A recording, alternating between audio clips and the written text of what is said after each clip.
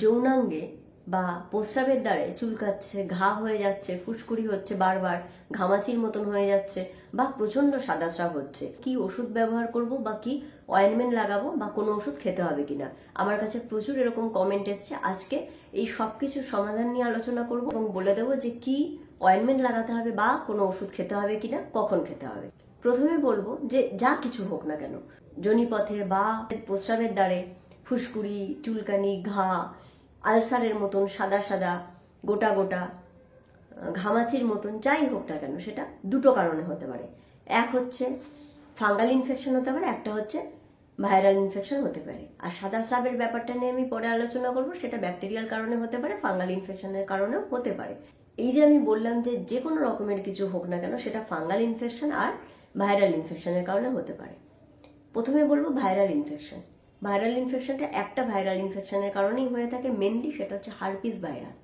Herpes virus হয় অসংরক্ষিত যৌনমিলনের দ্বারা, মানে ধরুন এমন কারোর সাথে আপনি যৌনমিলন করেছেন যার হার্পিস ভাইরাসটা ছিল ভিতরে, তো সেখান থেকে হতে পারে। তাই এটা ছোঁয়াচে। যাদের হয়েছে সেটা বোঝার চেষ্টা করবেন যে আপনার কি হতে পারে। হার্পিস ইনফেকশন হলে চুলকানি হতে পারে, নাও হতে পারে, কিন্তু এর মেন যে জিনিসটা হয়ে থাকে সেটা হচ্ছে যে প্রচন্ড ব্যথা হয়। প্রচন্ড ব্যথা হয়, বাথরুম করার সময় ব্যথা হয়, ফুসকুড়িগুলোতে হাত দিতে গেলে ব্যথা লাগে, ঘষা লাগলেও ব্যথা লাগে প্রচন্ড। এবং যেটা হয়ে থাকে সেটা হচ্ছে যে এখানে একটা ফুসকুড়ি হয় না বা একটা গোটা হয় না, হলে বেশ 3-4টে একসাথে হয় এবং একটা দিকে হয়, এবং এটা কিন্তু মলদ্বারের দিকেও হতে পারে। তো এই জিনিসটা দেখতে কেমন হবে? প্রথমে লাল লাল হতে পারে এবং প্রচন্ড ব্যথা হতে পারে। লাল লালটা আস্তে আস্তে ফুসকুড়ির মতন হতে পারে, জল ভর্তি যে ফুসকুড়ি, যেটাকে আমরা বলি ফ্লুইড ফিল্ড, হার্পিস হওয়ার সম্ভাবনা বেশি। হার্পিস হলে কিন্তু অবশ্যই চিকিৎসা না করালে বারবার হতে পারে। এবার আমি বলবো যদি হার্পিস হয়ে থাকে, মানে ধরুন আমি যেই লক্ষণগুলো বললাম যদি সেরকম হয়, তাহলে কি করতে হবে? এর চিকিৎসা আলাদা। এর চিকিৎসা হচ্ছে অ্যাসাইক্লোভির ট্যাবলেট। সেই ট্যাবলেটটা 800 পাওয়ারের হয়ে থাকে, দিনে 5 বার খেতে হয়, সাথে প্রচুর প্রচুর জল খেতে হয়। আর অয়েনমেন্ট যেটা লাগাতে হয় সেটাও হচ্ছে অ্যাসাইক্লোভির অয়েনমেন্ট লাগাতে হবে। এই অ্যাসাইক্লোভির অয়েনমেন্ট দিনে 3 থেকে 4 বার ওই জায়গাতে লাগাতে হবে। এবং যদি বারবার হতে থাকে তাহলে অবশ্যই ডাক্তারের কাছে যেতে তো হবেই, আরও এর সাথে কিছু ইনভেস্টিগেশন বা রক্ত পরীক্ষার দরকার হতে পারে। এবার আমি বলবো ফাঙ্গাল ইনফেকশন নিয়ে।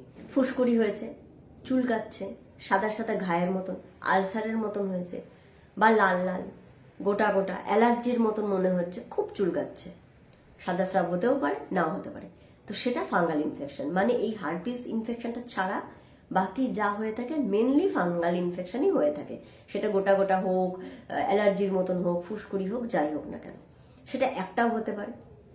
সেটা একবার হলো আবার নিজে নিজেই সেরে যেতে পারে। মুখটা সাদা হতে পারে, চাপলে দেখা যাবে ওখান থেকে হয়তো একটু দানার মতন কিছু বেরিয়ে গেল, যেমন ব্রণতে ঠিক হয়ে থাকে। তো একটাও হতে পারে, আবার সেরেও যেতে পারে, শক্তও হতে পারে। তো এগুলো ফাঙ্গাল ইনফেকশন। যদি হার্পিস ছাড়া যা কিছু হলো, তাহলে এটা আমি ধরে নেব ফাঙ্গাল ইনফেকশন, কারণ জায়গাটা স্যাঁতস্যাঁতে থাকে, ভেজা থাকে, ইনফেকশনের চান্স, ফাঙ্গাল ইনফেকশনের চান্স বেশি।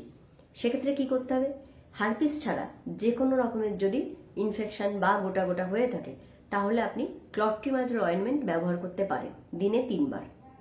এবং তার সাথে ডাক্তার দেখিয়ে যদি বেশি হয়ে থাকে তাহলে আপনাকে এই অ্যান্টিফাঙ্গাল ট্যাবলেটও নিতে হতে পারে। ফ্লুকোনাজোল, ইট্রাকোলাজোল, এই ট্যাবলেটগুলো ওরাল নিতে হতে পারে। তো অয়েনমেন্ট যেটা আমি বললাম ক্লট্রিমাজোল অয়েনমেন্ট, হার্পিস ছাড়া যদি যে কোনো কিছু হয়ে থাকে আপনি ক্লট্রিমাজোল অয়েনমেন্ট লাগাতে পারেন দিনে 3 বার করে। দেখবেন অনেক ক্ষেত্রে এটা কিন্তু পুরোটা কিওর হয়ে গেছে। আর কি করতে হবে? যে জায়গাটা ভালো করে পরিষ্কার রাখতে হবে, হাইজিন মেনটেন করতে হবে, আন্ডারওয়্যারটা প্রতিদিন চেঞ্জ করতে হবে, মাসিকের সময় খুব সতর্কতা রাখতে হবে। এবার আমি বলবো যদি বারবার এর মধ্যে যে কোনো ইনফেকশন হয়ে থাকে তাহলে অবশ্যই ডাক্তারের পরামর্শ নিন। এর থেকে খারাপ কিছু হতে পারে, বা তখন নানা রকমের ইনভেস্টিগেশন করতে হয়, যেমন সেরোলজি প্রোফাইল করতে হয়, টর্চ প্রোফাইল করতে হয়, এগুলো করা হয়ে থাকে। এবার বলবো যাদের সাদা স্রাব হচ্ছে বেশি বেশি, মানে খুব বেশি সাদা স্রাব হচ্ছে, সেটাও কিন্তু একটা ইনফেকশনের লক্ষণ। সেটা ব্যাকটেরিয়ার কারণে হয়ে থাকে, ফাঙ্গাল ইনফেকশনের কারণে হয়ে থাকে। সেক্ষেত্রে যদি ঘন ঘন সাদা স্রাব হয়, আমার সাদা স্রাবের ভিডিও আগে করা আছে, সেটা দেখে নিতে পারেন। এছাড়া যদি ঘন ঘন সাদা স্রাব হচ্ছে এবং গন্ধযুক্ত সাদা স্রাব হচ্ছে, বা সাদা স্রাবটা ঘন ঘন হচ্ছে, বা একটু কালার চেঞ্জ হয়ে গেছে, একটু হলদেটে বা একটু সবুজাভ হয়েছে, তাহলে মনে করতে হবে যে ইনফেকশন হচ্ছে। এক একটা ধরনের ইনফেকশনের এক এক রকমের ট্রিটমেন্ট থাকে। ফ্লুকোনাজল ট্যাবলেট বা ইট্রাকোলোজল ট্যাবলেট নেওয়া যেতে পারে, তার সাথে ক্লট্রিমাজল অয়েনমেন্ট ব্যবহার করা যেতেই পারে, বা মিকোনাজল অয়েনমেন্ট ব্যবহার করা যেতে পারে।